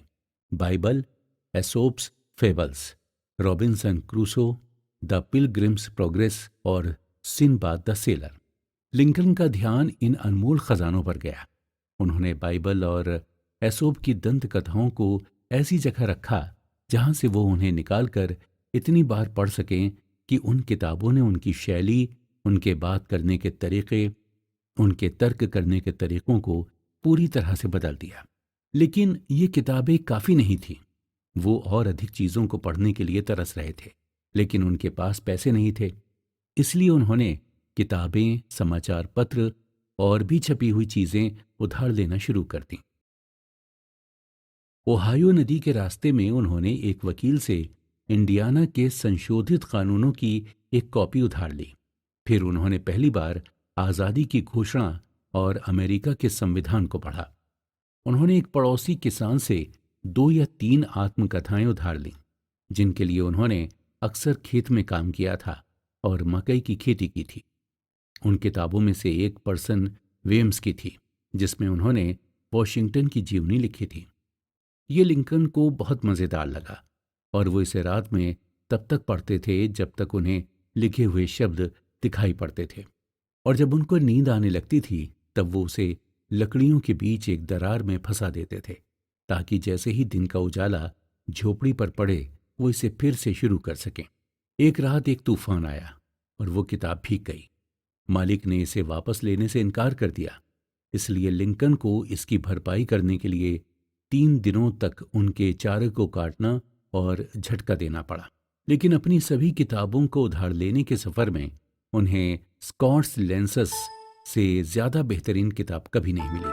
इस किताब ने उन्हें भाषण से जुड़ी हिदायतें दी और उन्हें सिसरो और डेमोस्थेनीस के चर्चित भाषणों और शेक्सपियर के किरदारों से परिचित कराया। अपने हाथ में स्कॉट्स लेसन्स किताब लिए वो जंगल में पेड़ों के नीचे टहलते रहते और आसपास के शिकारियों को हैमलेट की कहानियां सुनाते थे और सीजर के मरे हुए शरीर पर एंटनी के भाषण को दोहराते रहते थे। दोस्तों, रोमन देशवासियों, मेरी बात ध्यान से सुने। मैं सीजर को दफनाने आया हूं, उनकी प्रशंसा करने के लिए नहीं। जब उन्हें कोई ऐसा लेख मिलता जो उन्हें बहुत ज्यादा रोचक लगता था, तो यदि उनके पास कागज नहीं होता तो वो उसे एक बोर्ड पर लिख देते थे। आखिरकार उन्होंने एक कच्ची स्क्रैप बुक बनाई। इसमें उन्होंने पेन के लिए बजट क्विल और स्याही के लिए पोकबेरी जूस का इस्तेमाल करते हुए अपनी सभी पसंद की चीज़ें लिखीं। वो स्क्रैप बुक अपने साथ लेकर चलते और उसे तब तक पढ़ते जब तक कि वो कई लंबी कविताओं और भाषणों को दिल से दोहरा नहीं लेते। जब वो खेत में काम करने निकलते तो उनकी किताब भी उनके साथ चलती थी। जब घोड़े मक्के की खेत के आखिर में आराम कर रहे होते तो वो एक बाड़ के ऊपर वाली लकड़ी पर बैठकर अपनी किताब पढ़ने लगते थे। दोपहर के समय उन्होंने परिवार के बाकी सदस्यों के साथ बैठकर खाना खाने के बजाय एक हाथ में मक्के की चकली और दूसरे हाथ में किताब ली और सिर से ऊंचा पैर फहराते हुए खुद को उन छुपे हुए शब्दों में खो दिया। जब अदालत सत्र में थी तो वकीलों की बहस सुनने के लिए लिंकन अक्सर नदी वाली बस्तियों में 15 मील पैदल चलकर जाते थे। बाद में जब वो अन्य पुरुषों के साथ खेतों में काम कर रहे थे तो वो बार बार कुदाल और फावड़ा लेकर जमीन खोदते और उसके चारों ओर बाड़ लगा देते थे और फिर उन भाषणों को दोहराते थे जो उन्होंने रॉकपोर्ट या बूनविल में वकीलों से सुनी थी। बाकी समय में वो रविवार को लिटिल पिजन क्रीक चर्च में भाग लेने वाले पुराने ख्यालों वाले पुजारियों के चिल्लाने की नकल करते थे। लिंकन अक्सर क्वींस जेस्ट्स नाम की चुटकुलों वाली किताब को खेतों में ले जाते थे और जब वो लकड़ियों पर बैठकर उसके कुछ पन्ने ऊंची आवाज में पढ़ते थे तब पूरा जंगल उनकी ऊंची आवाज से गूंज उठता था। लेकिन मक्के के खेतों में जंगली घास बढ़ने लगती थी और गेहूं खेतों में पीले पड़ने लगते थे। लिंकन को काम पर रखने वाले किसानों ने शिकायत की कि वो आलसी थे, भयानक आलसी। उन्होंने इसे स्वीकार भी किया। उन्होंने कहा कि मेरे पिता ने मुझे काम करना सिखाया, लेकिन उन्होंने मुझे इससे प्यार करना कभी नहीं सिखाया। बूढ़े टॉम लिंकन ने उन्हें तुरंत आदेश दिया कि वो ये सब बेवकूफ़ियां बंद कर दें, लेकिन वो रुके नहीं। वो अपने चुटकुले सुनाते रहे और भाषण देते रहे। एक दिन सबके सामने बूढ़े टॉम लिंकन ने उनके चेहरे पर जोर का थप्पड़ लगाया और वो जमीन पर गिर गए। वो रोए लेकिन उन्होंने कुछ कहा नहीं। पिता और पुत्र के बीच पहले से ही एक मनमुटाव चल रहा था जो उनके बाकी जीवन के लिए बना रहेगा। हालांकि लिंकन ने बुढ़ापे में पैसों के मामलों में अपने पिता की देखभाल की, फिर भी जब 1851 में उनकी मृत्यु हुई तो लिंकन उन्हें देखने नहीं गए। उन्होंने कहा, अगर हम अभी मिले तो यह कहना मुश्किल होगा कि ये सुखद से ज्यादा दर्दनाक नहीं होगा। 1830 की सर्दियों में मिल्क सिक बीमारी फिर से फैल गई, जिससे कि इंडियाना की बर्कहॉर्न घाटी के काफी लोग मरने लगे। डर और हतोत्साह से भरे हुए इधर उधर भटकने वाले टॉम लिंकन ने अपने सुअर और मक्कों को निपटाना शुरू किया और अपने खाली पड़े खेतों को $80 में बेच दिया। उन्होंने एक भारी भरकम गाड़ी बनाई जो कि उनकी पहली गाड़ी थी, जिसमें उन्होंने सबसे पहले अपने परिवार और फर्नीचर को लोड किया और लिंकन के हाथ में कोड़ा थमाया, बैलों पर चिल्लाए और इलिनोइस में एक घाटी के लिए निकल पड़े जिसे भारतीय संगमोन के नाम से जानते थे, जिसका मतलब था खाने के लिए भरपूर भूमि। 2 हफ्तों तक बैल धीरे धीरे आगे बढ़े क्योंकि गाड़ी भारी होने की वजह से वो पहाड़ियों पर और इंडियाना के घने जंगलों में से होते हुए इलिनोइस के अंधेरे और उजाड़ खेतों को पार करती हुई चली जाती थी। फिर मुरझाई पीली घास से वो ढक जाता था जो गर्मियों के सूरज की रोशनी में 6 फीट लंबी हो जाया करती थी। विंसेनेस में लिंकन ने पहली बार एक प्रिंटिंग प्रेस को देखा। तब वो 21 साल के थे। डी कैचर में प्रवासियों ने कोर्ट हाउस स्क्वायर में डेरा डाला हुआ था और 26 साल बाद लिंकन ने ठीक उसी जगह इशारा किया जहां उन्होंने उस वक्त गाड़ी खड़ी की थी। उन्होंने कहा, तब मुझे नहीं पता था कि मेरे पास एक वकील बनने के लिए उतनी समझ है। हैडन बताते हैं कि श्री लिंकन ने एक बार मुझे इस यात्रा के बारे में बताया था। उन्होंने बताया कि धरती पर अभी तक जाड़े के पाले नहीं पड़ते थे, कि दिन के दौरान सड़कें सतह पर पिघल जाती थीं और रात में फिर से जम जाती थीं। ऐसे समय में सफ़र करना, वो भी बैलों के साथ, बहुत ही दर्दनाक, धीमा और थकाऊ होता था। बेशक कोई पुल नहीं थे, जिस कारण वो लोग धाराओं को तब तक जाम करने में जुटे रहे जब तक कि उन्होंने एक सुरक्षित घुमावदार रास्ता नहीं खोज निकाला। दिन के शुरुआती समय में वो घुमावदार रास्ता भी थोड़ा जमा हुआ रहता था और बैल हर कदम पर पतली बर्फ की चपेट में आकर थक जाते थे। बाकी चीज़ों के अलावा वो अपने साथ जो कुछ भी लाए थे उसमें एक पालतू कुत्ता भी था, वो जो गाड़ी के पीछे पीछे घूमता रहता था। एक दिन वो छोटा साथी पीछे गिर गया और धारा पार करने के बाद तक वो गाड़ी का पीछा करने में असफल रहा। उन्होंने उसे याद किया और पीछे मुड़कर देखा, और वहां वो दूसरे किनारे पर खड़ा रो रहा था और बहुत परेशानी में कूद रहा था। पानी बर्फ के टूटे हुए किनारों पर बह रहा था और वो बेचारा जानवर पार करने से डर रहा था। एक कुत्ते की ये मासूमियत बैलों और गाड़ी को वापस करने और धारा को फिर से पार करने के लिए काफी नहीं थी, और इसलिए सभी ने फैसला किया कि वो उस कुत्ते को छोड़कर उसके बिना ही आगे बढ़ेंगे। लिंकन ने बताया कि वो एक कुत्ते को भी छोड़ने के विचार को बर्दाश्त नहीं कर पाए। उन्होंने कहा, जूते और जुराबे उतारकर मैं धारा के पार चला गया और सही सलामत अपनी बाह के नीचे कांपते हुए जानवर के साथ लौट आया। उसकी खुशी से भरी छलांग और उसकी एहसानमंदी के अन्य सबूतों ने मेरे उन सभी जोखिमों की भरपाई कर दी जो मैंने उसके लिए उठाए थे।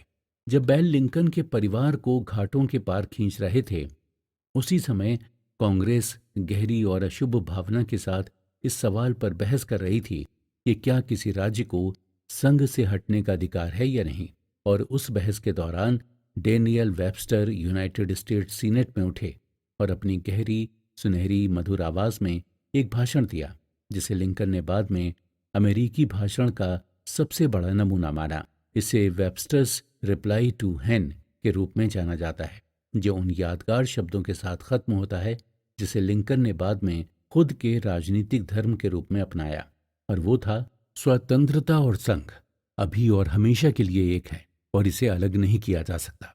अलगाव के इस तूफानी मुद्दे का निपटारा एक तिहाई सदी के बाद होना था, और इसका निपटारा ना तो शक्तिशाली वेबस्टर, काबिल क्ले या मशहूर कैलहोन करने वाले थे, बल्कि बैलों के एक अजीब गरीब नौसिखिए चालक करने वाले थे, जो फिलहाल उस गाड़ी से इलिनियस जा रहे थे, जो एक गिलहरी के चमड़े की टोपी और हिरण के चमड़े की पतलून पहने हुए और बड़े मजे के साथ गाए जा रहे थे कि जय हो कोलंबिया, हैप्पी लैंड, अगर तुम नशे में नहीं हो तो मैं शापित हो जाऊंगा। लिंकन इलिनोइस में डीकैचर के पास सांगामोन नदी के किनारे जंगल की एक बस्ती में बस गए। उन्होंने पेड़ गिराने, केबिन खड़ा करने, झाड़ काटने और उसे साफ करने में मदद की। फिर एक जोड़ी बैलों के साथ 15 एकड़ खेत कोड़े और उस पर मक्के की रोपाई करके उसे लकड़ियों की बाड़ से घेर दिया। अगले साल उन्होंने पड़ोस में एक किराए के आदमी के रूप में काम किया। किसानों के लिए भी कुछ अजीबोगरीब काम किए, जैसे कि जुताई, घास की कटाई, लकड़ियों की कटाई और सुवारों की कटाई। लिंकन की इलिनॉइस में बिताई पहली सर्दी देश के सबसे ठंडे सर्दियों में से एक थी। घाटियों पर 15 फीट गहरी बर्फ बह रही है। पालतू जानवर मर गए, हिरण और जंगली मुर्गे भी लगभग समाप्त हो गए, और यहां तक कि वहां के लोग भी मरने लगे।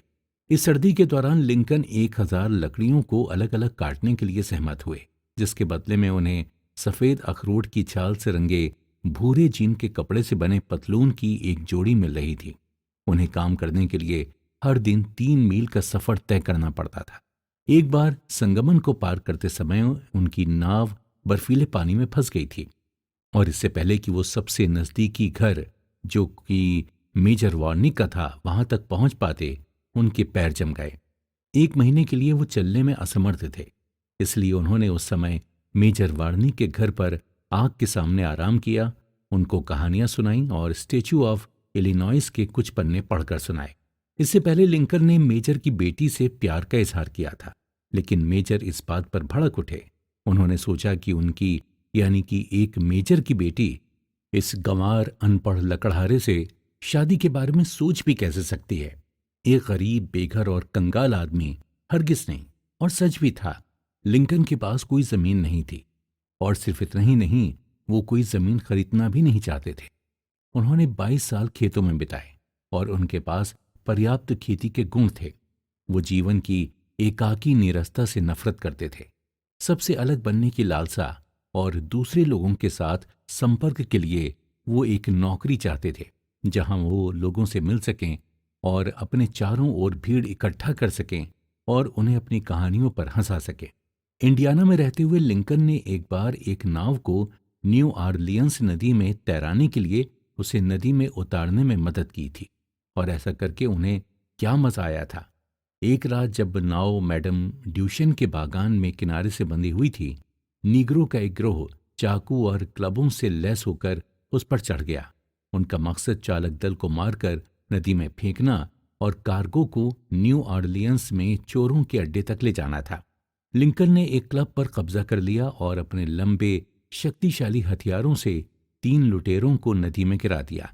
फिर बाकियों का पीछा किया, लेकिन लड़ाई में नीग्रो में से एक ने लिंकन के माथे को चाकू से काट दिया, जिससे उनकी दाहिनी आंख पर एक निशान पड़ गया, जिसे वो अपनी कब्र तक साथ ले गए। नहीं, टॉम लिंकन लड़के लिंकन को एक खेत तक ही सीमित नहीं रख सके। एक बार न्यू ऑरलियंस देखने के बाद लिंकन ने अब खुद के लिए एक और नदी से जुड़ा काम ढूंढ लिया। एक दिन में 50 सेंट और एक बोनस के लिए उन्होंने अपने सौतेले भाई और चचेरे भाई ने पेड़ों को काटना शुरू कर दिया। उनको लट्ठों में काटा, उन्हें बहाकर एक गोदाम में पहुंचाया। उन लट्ठों में 80 फीट लंबी एक नाव का निर्माण किया गया। इसमें बेकन, मकई और सुअरों को लोड किया और इसे मिसिसिपी नदी में ले गए।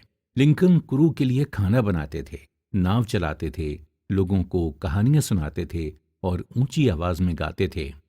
पगड़ी वाला तुर्क जो दुनिया का तिरस्कार करता है और अपनी घुंघराली मूंछों पर अकड़ कर चलता है, किसी और के लिए नहीं बल्कि खुद के लिए।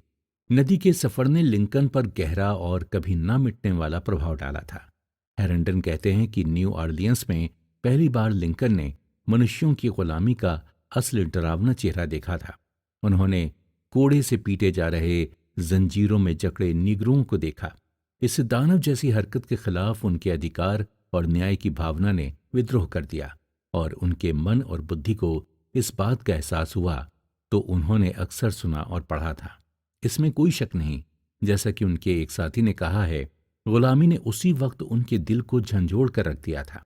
एक सुबह शहर जाने के रास्ते में तीनों ने गुलामों को नीलामी होती हुई देखी। एक जवान और खूबसूरत आदिवासी लड़की बेची जा रही थी। बोली लगा रहे लोगों के हाथों में उसकी गहन जांच की गई। वो लोग उसके शरीर पर चुटकी काट रहे थे और उसे घोड़े की तरह कमर में इधर से उधर दौड़ा रहे थे, ये दिखाने के लिए कि वो कैसे चलती है। और जैसा कि नीलामी करने वाले ने कहा कि बोली लगाने वाले खुद को संतुष्ट कर सकते हैं कि वो जो खरीदने वाले हैं वो अच्छी है या नहीं। ये पूरा दृश्य इतना विद्रोही था कि लिंकन अपराजय घृणा की गहरी भावना के साथ वहां से चले गए। अपने साथियों की बोली लगते हुए देखकर उन्होंने कहा, भगवान की कसम, चलो दोस्तों, इससे छुटकारा पाया जाए। अगर कभी मुझे उस चीज यानी गुलामी को खत्म करने का मौका मिला तो मैं अपना जी जान लगा दूंगा। लिंकन डेंटन ऑफिट के साथ बहुत प्रसिद्ध हो गए, जिन्होंने उन्हें न्यू ऑरलियंस जाने के लिए काम पर रखा था। ऑफिट को उनके चुटकुले और कहानियां और उनकी ईमानदारी पसंद आई। उन्होंने उन्हें इलिनॉइस वापस जाने, पेड़ काटने और न्यू सलेम में एक लॉग केबिन किराने की दुकान बनाने के लिए चुना। न्यू सलेम 15 या 20 केबिनों से बना एक छोटा सा गांव था, जो घुमावदार संगमोन नदी के ऊपर एक ऊंची जगह पर था। यहां लिंकन ने दुकान में क्लर्क का काम किया और एक चक्की और चीर घर भी चलाया, और यहां वो 6 साल तक रहे, जिसका उनके भविष्य पर बहुत गहरा प्रभाव पड़ा। गांव में रफियंस का एक जंगली, गुस्सैल और आतंक फैलाने वाला गिरोह था, जिन्हें क्लेरी के ग्रोव बॉयज कहा जाता था। वो एक ऐसी भीड़ थी जो दावा करती थी कि वो अधिक विस्की पी सकते हैं, अधिक गाली गलौज कर सकते हैं, बेहतर कुश्ती कर सकते हैं और पूरे इलिनॉइस में किसी भी दूसरे गैंग की तुलना में ज्यादा मारपीट कर सकते हैं। दिल से वो बहुत बुरे नहीं थे। वो वफादार, स्पष्टवादी, उदार और दूसरों की भावनाओं को समझने वाले लोग थे, लेकिन उन्हें दिखावा करना पसंद था। तो जब डेंटन ऑफुट शहर में आए और अपने किराने के क्लर्क लिंकन के शारीरिक काबिलियत की घोषणा की, तो क्लेरी के ग्रोव बॉयज खुश हुए। उन्होंने इस बात का बढ़ चढ़ कर दिखावा किया। लेकिन इस बार प्रदर्शन बिल्कुल अलग था, क्योंकि इस नौजवान ने उनके लिए अनेक दौड़ें और कूदने की प्रतियोगिता जीती और अपने लंबे लंबे हाथों से गेंद और तोप के गोले बाकियों से दूर फेंकते थे। इसके अलावा वो उस तरह की मजेदार कहानियां सुनाते थे जिन्हें वो समझ सकते थे और वो उन्हें अपनी जंगलों की कहानियों पर घंटों हंसाते रहते थे। जहां तक क्लेरीज ग्रोव बॉयज का सवाल है, न्यू सेलम में लिंकन अपने करियर के उच्च स्तर पर पहुंच गए जिस दिन पूरा शहर सफेद ओक के पेड़ों के नीचे उन्हें अपने मुखिया जैक आर्मस्ट्रॉन्ग के साथ कुश्ती देखने के लिए इकट्ठा हुआ। जब लिंकन ने आर्म को हराया तब उन्होंने परम को प्राप्त कर लिया था। उस समय से क्लेरी के ग्रोव बॉयज ने उन्हें अपना दोस्त बना लिया और उन्हें अपनी वफादारी का ताज पहनाया। उन्होंने लिंकन को अपनी घोड़े की रेस का जज बनाया और अपनी मुर्गों की लड़ाई का रेफरी चुना। और जब लिंकन के पास काम और घर नहीं था तो उन्होंने उन्हें अपने केबिन में ले जाकर खाना भी खिलाया। लिंकन को यहाँ न्यू सलेम में एक ऐसा मौका मिला जिसे वो सालों से ढूंढ रहे थे, अपने डर पर काबू पाने और लोगों के बीच बोलने की कला सीखने का अवसर। इंडियाना में इस तरह का एकमात्र मौका उनके पास खेतों में मजदूरों के छोटे समूहों से बात करने का था। लेकिन यहाँ न्यू सलेम में एक संगठित साहित्यिक समाज था जो हर शनिवार की रात को रूटलेज सराय के डाइनिंग टेबल पर जुटता था। लिंकन पूरी तत्परता के साथ इसमें शामिल हुए और इस कार्यक्रम में कहानियां सुनाकर, खुद के लिए छंदों को पढ़कर और संगमन नदी के नेविगेशन जैसे मुद्दों पर खास बातचीत और दिन भर के तरह तरह के प्रश्नों पर बहस करते हुए एक अहम भूमिका निभाई। ये कार्यक्रम अनमोल था। इसने उनके दिमाग को और तेज कर दिया और उनकी जीवन की कामना को जगाया। उन्होंने पाया कि उनके पास अपने भाषण के अलावा लोगों को प्रभावित करने की एक अनोखी क्षमता थी। उस ज्ञान की धार ने उनके साहस और आत्मविश्वास को इतना उजागर किया जितना कि बाकी किसी चीज ने अब तक न किया हो। कुछ ही महीनों में ऑफर्ट का स्टोर बंद हो गया और लिंकन की नौकरी चली गई। एक चुनाव आ रहा था, देश के लोग सरकार से ऊब गए थे और इसलिए उन्होंने अपनी बोलने की कला को आजमाने का प्रस्ताव रखा। पास के स्कूल के एक शिक्षक मेंटर ग्राहम की मदद से उन्होंने जनता के लिए अपने पहले भाषण में हफ्तों तक कड़ी मेहनत की, जिसमें उन्होंने ऐलान किया था कि वो देश की विधानसभा के उम्मीदवार होंगे। उन्होंने आंतरिक सुधार, संगमन नदी की नेविगेशन, बेहतर शिक्षा, न्याय और ऐसे कई मुद्दों पर अपना समर्थन जताया। अंत में उन्होंने कहा, मैं बहुत ही छोटी और गरीब जगह पर पैदा हुआ था और वहीं अपना जीवन बिताया है। मेरे पास अपनी सिफारिश कराने के लिए कोई अमीर या मशहूर रिश्तेदार या दोस्त नहीं है। और आखिर में उन्होंने बड़े भावुक होकर कहा, लेकिन अगर अच्छे लोग अपने दिमाग में मुझे इस जगह फिट रखेंगे तो मुझे जरूर चुनेंगे, वरना दुख से तो मैं भली भांति परिचित हूं ही। कुछ दिनों के बाद एक घुड़सवार न्यू सलेम में एक चौंकाने वाली खबर लेकर आया कि महान Sauk Indian chief Black Hawk अपने सिपाहियों के साथ युद्ध पथ पर था, घरों को जला रहा था, महिलाओं को पकड़ रहा था, लोगों का नरसंहार कर रहा था और रॉक नदी के पास वाले इलाके में आतंक मचा रहा था। घबराहट में गवर्नर रेनॉल्ड्स स्वयं सेवकों को बुला रहे थे और लिंकन बिना काम के गरीब और कंगाली हालत में थे और कार्यालय के एक उम्मीदवार थे। इसलिए वो 30 दिनों के लिए सेना में शामिल हो गए और कप्तान चुने गए। उन्होंने क्लेरी के ग्रोव बॉयज को ट्रेनिंग देने की कोशिश की जो उनके डेविल के पास जाओ आदेश का पालन करते थे। हेरेंडन का कहना है कि लिंकन ने हमेशा ब्लैक हॉक युद्ध में अपनी भागीदारी को एक तरह की छुट्टी और मांस खाने के सफर के रूप में माना था। बात बस इतनी ही थी। बाद में कांग्रेस में एक भाषण के दौरान लिंकन ने यह साफ किया कि उन्होंने किसी भी रेड स्किन पर हमला नहीं किया, लेकिन उन्होंने जंगली प्याजों पर अपना हाथ जरूर आजमाया था। उन्होंने बताया कि भारतीय तो उन्हें दिखे नहीं, उससे ज्यादा उन्हें मच्छरों से जूझना पड़ा। युद्ध से लौटते हुए कैप्टन लिंकन अपने राजनीतिक सफर में फिर से उतर गए। एक केबिन से दूसरे केबिन में जा जाकर वो लोगों से हाथ मिलाते थे, उन्हें कहानियां सुनाते थे, हर एक से सहमति जताते थे। जब कभी भी और जहां कहीं भी उन्हें भीड़ मिलती थी वो भाषण देने लगते थे। जब चुनाव आया तो वो हार गए। हालांकि उन्हें न्यू सलेम में डाले गए 208 वोटों में से बस 3 को छोड़कर सभी प्राप्त हुए थे। 2 साल बाद उन्होंने फिर से चुनाव लड़ा और इस बार वो जीत गए। विधानसभा में पहनकर जाने के लिए सूट खरीदने के लिए उन्हें पैसे उधार लेने पड़े। वो 1836, 1838 और 1840 में फिर से चुने गए। उस समय न्यू सलेम में एक अच्छे खासे जीवन वाला एक आदमी रहता था जिसकी पत्नी लोगों को खाने और रहने की जगह देती थी। जिस वक्त वो बेला बजाते और कविता सुनाते फिरते थे। शहर के अधिकांश लोग जैक कैल्सो को एक निकम्मे के रूप में देखते थे, लेकिन लिंकन उसे पसंद करते थे, उससे मिलते थे और उससे बहुत प्रभावित थे। केल्सो से मिलने से पहले शेक्सपियर और बर्न्स का लिंकन के जीवन में कुछ खास मतलब नहीं था। वे केवल नाम थे, और उस पर भी अस्पष्ट से नाम। लेकिन अब जब वो जैक केल्सो को हेमलेट पढ़ते हुए और मैकबेथ का पाठ करते हुए सुन रहे थे, तो लिंकन ने पहली बार महसूस किया कि अंग्रेजी भाषा के साथ कैसे सिम्फनी बनाई जा सकती है। ये कितनी सुंदरता की बात हो सकती है। एहसासों और भावनाओं का गया बवंडर खड़ा होगा। शेक्सपियर ने उसे जगाया, लेकिन बॉबी बंस ने उनका प्यार और उनकी सहानुभूति जीत ली। उन्होंने बंस के साथ एक रिश्तेदारी भी महसूस की। बंस लिंकन की तरह गरीब थे। बंस का जन्म एक केबिन में हुआ था, जो लिंकन के जन्म वाले केबिन से कुछ खास बेहतर नहीं था। बंस भी हल चलाने वाला लड़का था, लेकिन एक हल चलाने वाला जिसके लिए खेत में चूहे के बिलों का बर्बाद करना एक छोटी सी दुखद घटना थी। वो एक ऐसी घटना थी जो एक कविता में लिखे जाने और अमर होने के काबिल थी। बर्न्स और शेक्सपियर की कविता के माध्यम से अब्राहम लिंकन के लिए अर्थ और भावना और प्रेम की एक पूरी नई दुनिया खुल गई। लेकिन उनके लिए सबसे आश्चर्यजनक बात यह थी कि ना तो शेक्सपियर और ना ही बर्न्स कॉलेज गए थे। इनमें से किसी ने भी उनसे ज्यादा स्कूली पढ़ाई नहीं की थी। कभी कभी वो ये सोचने की हिम्मत करते थे कि शायद वो अनपढ़ टॉम लिंकन का अनपढ़ बेटा भी बेहतर चीजों के काबिल हो सकता है। शायद उसके लिए उन्हें जीवन भर किराने का सामान बेचने या लोहार का काम करने की जरूरत नहीं है। उसी समय से बर्न्स और शेक्सपियर उनके पसंदीदा लेखक थे। उन्होंने बाकी सभी लेखकों के मुकाबले शेक्सपियर को अधिक पढ़ा, और इस पढ़ाई ने उनकी शैली पर अपनी छाप छोड़ी।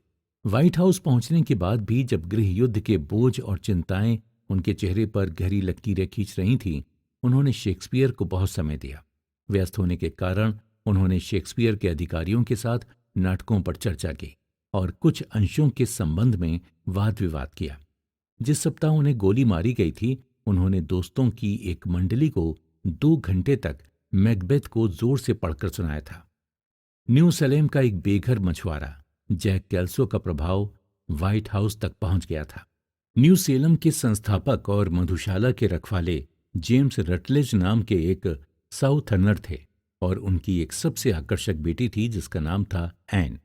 वो केवल 19 साल की थी जब लिंकन उस नीली आंखों और सुनहरी बालों वाली खूबसूरत लड़की से मिले। इसके बावजूद कि उसकी सगाई पहले से ही शहर के सबसे अमीर व्यापारी से हो चुकी थी, लिंकन को उससे प्यार हो गया था। एन ने पहले ही जॉन मैकनील की पत्नी बनने का वादा किया था, लेकिन सब जानते थे कि जब तक वो 2 साल कॉलेज में नहीं पढ़ लेती, उनकी शादी नहीं हो सकती थी। लिंकन न्यू सलेम में बहुत लंबे समय से नहीं थे जब एक अजीब बात हुई। मैकनील ने अपना स्टोर बेच दिया और कहा कि वो अपने माता पिता और परिवार को इलिनॉइस वापस जाने के लिए न्यूयॉर्क लौट रहा था। लेकिन शहर छोड़ने से पहले उसने एन रटलेज को कुछ ऐसा बताया जिससे वो लगभग चौंक गई थी। हालांकि वो जवान थी और उससे प्यार करती थी, उन्हें उसकी कहानी पर भरोसा था। कुछ दिनों के बाद वो सलेम से एन को अक्सर चिट्ठी लिखने का वादा करके अलविदा कहकर निकल पड़ा। लिंकन उस समय गांव के पोस्ट मास्टर थे।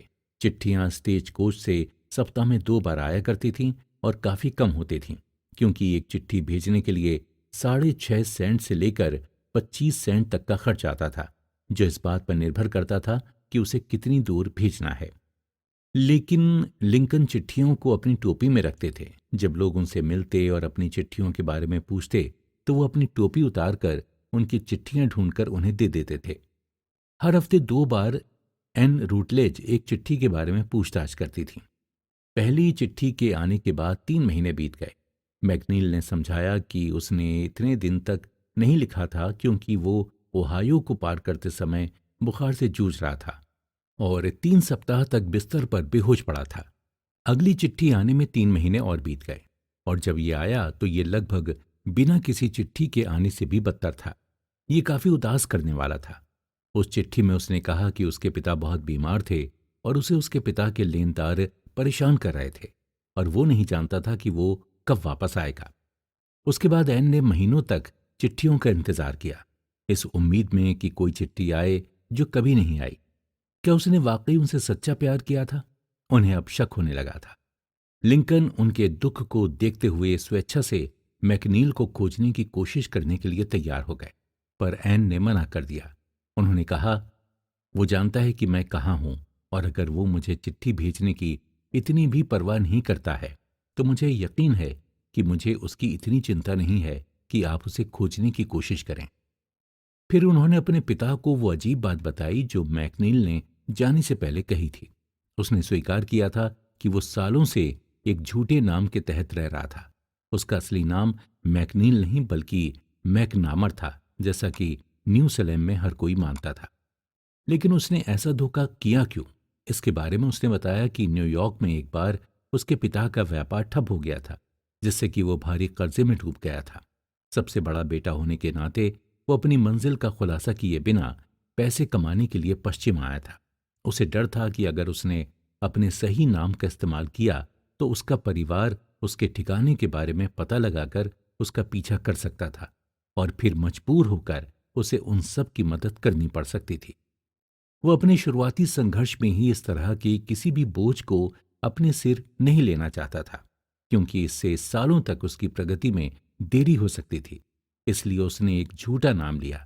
लेकिन अब जब उसने संपत्ति जमा कर ली थी, तो वो अपने माता पिता को इलिनॉइस लाने जा रहा था और उनके साथ अपनी सफलता बांटना चाहता था।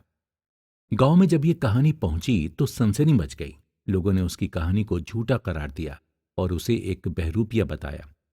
स्थिति खराब लग रही थी और लोगों में इसकी चर्चा ने इसे और खराब बना दिया था। वो ठीक था, लेकिन कुछ पता नहीं रहा था कि वो क्या था।